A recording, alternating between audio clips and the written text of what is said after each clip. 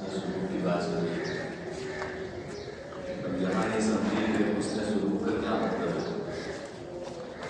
हमें वालिदैन के साथ क्या रवैये इख्तियार करना चाहिए कि हम कुरान करीम की आयात और अहादीस पर अमल कर सकें। पहली बात तो यह है कि वालिदैन का शुक्रगुजार होना चाहिए। लेकिन जिस तरह अल्लाह ताला की हम पर बेशुमार नेमतें हैं, तो हम दिल से अल्लाह रब्बुल इज़्ज़त के शुक्रगुजार रहते हैं कि अल्लाह के इतने एहसानात हैं हमारे ऊपर। इसी तरह अल्लाह के बाद सबसे ज़्यादा एहसानात, अल्लाह और उसके रसूल के बाद सबसे ज़्यादा एहसानात वालिदैन हैं। लिहाजा कुरान करीम में कहा कि अनिश्कुर ली वली वालिदै, अल्लाह ताला ने फरमाया कि मेरे भी शुक्रगुजार रहो और अपने वालिदैन के भी शुक्रगुजार रहो। ये अल्लाह का हुक्म है, तो हमें अपने वालिदैन का शुक्रगुजार होना चाहिए। यानी हमारे दिल में ये जज्बात होने चाहिए कि वालिदैन के मेरे ऊपर बड़े एहसानात हैं। दूसरे नंबर पे उससे सुलूक में ये दाखिल है कि वालिदैन का कहना माने, वो जो कहें वो बात मानिए।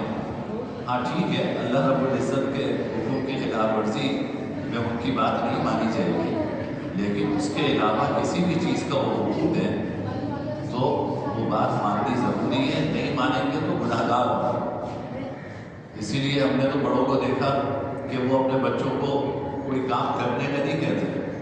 मसलन पानी चाहिए तो ये नहीं कहते कि पानी पिला दो, वजह है कि अगर खुदा न खास्ता नहीं पिलाया तो वो गुनाहगार होगा। वो यूँ कहते हैं कि भाई प्यास लगे। आप सोचिए ज़रा, वो ये नहीं कहते पानी पिला दो, क्योंकि ये तो हुक्म हो गया ना। अगर वो नहीं करेगा तो वो गुनाहगार होगा। तो वो कहते थे भाई प्यास लग रही है, तो इसका मतलब ये है कि खुद ही अल्लाह उसके दिल में डाल दे कि वो पानी पिला दे या फलां काम करना है। अब खुद ही वो समझ जाए कि ये काम उसको करना चाहिए, हुक्म नहीं देते। वजह है कि अगर हुक्म दिया और बच्चे ने नहीं माना तो ये गुनाह कबीर है। यहाँ तक के हदीस में आता है कि अगर आप नमाज पढ़ रहे हैं, नफिल नमाज पढ़ रहे हैं, और वालिदैन में से कोई आपको आवाज़ देता है तो नमाज तोड़ दो। नमाज तोड़ दो अपनी, माँ बाप की बात सुनो क्या कहें।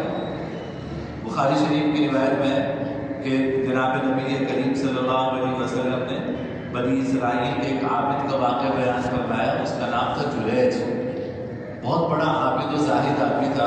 वो नमाज पढ़ रहा था। उसका एक इबादत खाना बना हुआ था, सोमा जिसको कहते हैं, उसमें अपनी इबादत किया करता था। तो एक दिन नमाज पढ़ रहा था तो उसकी वालिदा ने उसे आवाज़ दी। अब उसने सोचा, दिल में कहा कि या रब सलाती व उम्मी, एक तरफ नमाज है और एक तरफ मेरी माँ मुझे आवाज़ दे रही है, मैं क्या करूँ। फिर माँ ने आवाज़ दी। फिर ये सोचा कि या अल्लाह नमाज छोड़ूँ या माँ को जवाब दूँ, लेकिन नमाज पढ़ता रहा। फिर तीसरी मरतबा माँ ने पुकारा, फिर वो नमाज पढ़ता रहा। तो माँ ने बद्दुआ दी कि तुझे उस वक्त तक मौत ना आए जब तक तू किसी फाहिशा औरत का मुंह न देखे। अब ये बद्दुआ भी ऐसी कबूल हुई कि हदीस में आता है कि उसके इबादत खाने के करीब एक फाहिशा औरत रहा करती थी। उसने इसको गुनाह की दावत दी, इसने मना कर दिया कि भाई मैं गुनाह का काम नहीं करूँ। उस फाहिशा औरत ने किसी चरवाहे के साथ मुकाला किया और उसके यहाँ बच्चा हुआ। तो लोगों ने पूछा कि किसका बच्चा है। उसने कहा कि ये जुरैज का बच्चा, ये जो आबिद और जाहिद आदमी है, इसका बच्चा। तो जिस तरह जज्बातियत आज हमारे यहाँ है, हर ज़माने में नहीं। तो लोग उठे और उन्होंने उसका इबादत खाना तोड़ दिया और उसको हाथ बांध कर वक्त के बादशाह के सामने पेश किया कि देखो ये बड़ा आबिद और जाहिद बना फिरता है और ये हरकतें करता है। उसने बादशाह ने पूछा कि भाई तुमने ये हरकत की। उसने कहा नहीं, मैं तो कभी मैंने इस तरह का गुनाह का काम नहीं किया। कहा कि जिस जो औरत ये दावा कर रही है, आप उसको उसके बच्चे को लेकर आओ। वो उनको लाया गया तो इसने उस बच्चे से कहा, जो माँ की गोद में बच्चा था, कि तू बता कि तेरा बाप कौन है। जिस तरह हज़रत ईसा अलैहिस्सलाम ने माँ की गोद में गुफ्तगू की ना, इसी तरह ये इस हदीस में है कि इस बच्चे ने माँ की गोद में गुफ्तगू करते हुए कहा कि मेरा बाप फलां चरवाहा है। اللہ تعالیٰ نے اس جریج کی براءت ظاہر فرما دی تو لوگوں کو بڑی شرمندگی ہوئی کہ ہم نے بلا تحقیق اس کا عبادت خانہ بھی توڑا، اس کو بھی بدنام کیا۔ انہوں نے دوبارہ وہ عبادت خانہ تعمیر معافی بھی مانگی اور یہ کہا کہ ہم سونے کا دوبارہ عبادت خانہ بنا دیں۔ جریج نے کہا مجھے سونے کا عبادت خانہ نہیں چاہیے، نہ چاندی کا چاہیے، میرا مٹی کا عبادت خانہ جس طرح بنا تھا اسی طرح بنا دو۔ اور جریج نے کہا کہ ان ساری آزمائشوں سے جو میں گزرا ہوں اپنی ماں کی بات کا جواب نہ دینے کی وجہ سے ہوئی۔ دیکھیے حدیث میں آتا ہے، ایک روایت کے قریب میں ہے کہ کاش کے جریج جو ہے ان کو دین کی سمجھ بھی ہو، عبادت گزار تو تھے لیکن دین کی فہم اور سمجھ نہیں تھی۔ اگر دین کی فہم اور سمجھ ہوتی تو اپنی نماز توڑ کے ماں کی بات کا جواب دیتے۔ اسی لیے علماء نے لکھا کہ اگر نفل نماز آپ پڑھ رہے ہیں تو نفل نماز توڑیے اور ماں کی بات کا جواب دیجیے، باپ کی بات کا جواب دیجیے۔ البتہ اگر فرض پڑھ رہے ہیں تو وہ مختصر کر دیجیے، فرض پڑھ رہے ہیں تو وہ مختصر کر دیجیے تاکہ ماں کو تکلیف نہ ہو، باپ کو تکلیف ہو۔ تو بھائی صرف عبادت کرنا کافی نہیں ہے، دین کی سمجھ ہونا بھی ضروری ہے، اور یہ سمجھ آتی ہے سمجھ والوں کے پاس بیٹھنے سے آتی ہے۔ اب دیکھیے ہم بہت سارے عبادت میں نا ہم بہت سارے ناسمجھی کے کام کرتے ہیں۔ مثلا اب جماعت کا شوق ہے، جماعت سے نماز پڑھنے کا، تو بھائی وقت پر آپ مسجد آئیے۔ اب کل ہماری مسجد میں عشاء کے بعد ایک ہنگامہ تھا، وہ ایک صاحب نے پیچھے آگے جماعت شروع کر دی، یہاں تراویح ہو رہی ہے اور ادھر وہ جماعت سے نماز پڑھا رہے ہیں۔ تو اول تو مسجد میں دوسری جماعت کرنا جائز نہیں ہے، اور اگر چلو آپ کو جماعت کا شوق بھی ہے تو آپ پیچھے بیسمنٹ میں جا کے نماز پڑھا لیں۔ اب پوری مسجد جس کو باہر نکلنا وہ راستہ نہیں ہے اس کے لیے، وجہ کہ وہ نئی جماعت شروع ہوگی، پیچھے سب بندے اتنی لمبی، شامل ہونے والے بھی سمجھدار، نماز پڑھانے والے بھی سمجھدار۔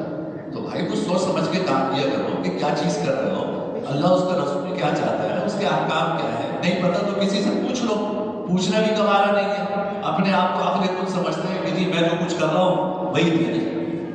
تو اس طرح کی دیکھو عبادت گزار ہونا الگ چیز ہے اور دین کی سمجھ ہونا الگ چیز ہے۔ آپ بچوں کو لے کر آتے ہیں مسجد میں، بہت اچھی بات ہے کہ بھائی اگر بچہ سمجھدار ہے تو اس کو عادت ڈالنی چاہیے مسجد میں لانے کی، لیکن پھر آپ مسجد میں لے کر آ کے اس کو اپنے ساتھ کھڑا کیجیے تاکہ ایسا نہ ہو کہ وہ پیچھے مستیاں کرتا رہے، شور مچاتا رہے، سب کی نمازیں خراب ہوں۔ آپ کہیں کہ جی میں تو بچوں کو مسجد کا عادی بنا رہا ہوں، تو مسجد کا عادی بنائیے لیکن اپنے ساتھ کھڑا کیجیے تاکہ وہ آپ کے پاس رہے گا تو وہ آپ کے کنٹرول میں رہے گا، اور اگر آپ اس کو پیچھے چھوڑ دیں گے تو وہ شرارتیں کرے گا، لوگوں کی نمازیں خراب کرے گا۔ تو دین پر عمل کرنے کے لیے بھی سمجھ چاہیے۔ اسی لیے حدیث میں جناب نبی کریم صلی اللہ علیہ وسلم نے دعا فرمائی کہ یا اللہ، حضرت ابن عباس کو دعا دی، یا اللہ اس کو دین کی سمجھ عطا فرما،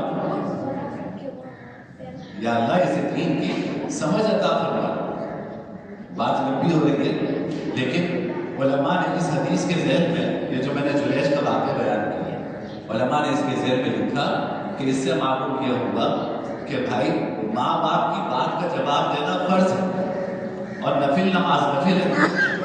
اگر فرض کا نفل سے ٹکراؤ ہوتا ہے تو آپ نفل چھوڑ دو، فرض میں عمل کرو۔ بہت سارے لوگوں کو یہ جذبہ ہوتا ہے کہ نہیں میں جہاد میں جا رہا ہوں اور یا دعوت و تبلیغ میں جا رہا ہوں یا فلاں جگہ جا رہا ہوں دین کا کام کرنے، ماں باپ منع کر رہے ہیں، ان کی بات نہ مان کر آپ جو ہے وہ دین کی تعلیم حاصل کرنے کے لیے چلے جاتے ہیں، آپ دعوت و تبلیغ میں چلے جاتے ہیں، آپ جہاد میں چلے جاتے ہیں۔ دیکھو پورا عالم بننا یہ فرض نہیں ہے، اچھی طرح سمجھ لیں، پورا عالم بننا فرض نہیں ہے، یہ مستحب کام ہے۔ تبلیغ میں سر روزہ لگانا، چلہ لگانا فرض نہیں ہے، مستحب ہے۔